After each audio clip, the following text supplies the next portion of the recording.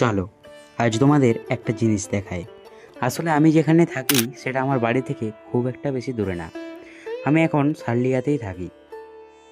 যাকগে, আজকের ঘুমটা সকাল 6টার অ্যালার্মে ভেঙেছিল। যেহেতু পুজোর সময় পুরো মেসি খালি হয়ে যায়, তাই ভাবলাম বাড়ি থেকে ঘুরে আসতে যেতেই পারে।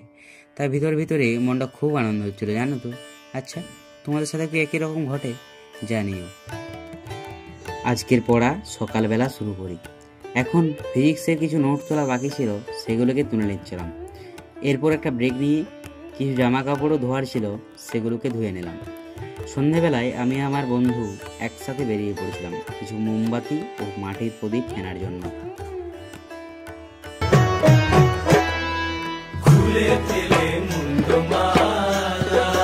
যাই হোক, সবাইকে জানাই আমার তরফ থেকে শুভ দীপাবলির আন্তরিক শুভেচ্ছা ও অভিনন্দন। আজকের সমস্ত টাস্ক কমপ্লিট হয়। নমস্কার বন্ধুরা, আজ ছিল ডে 26।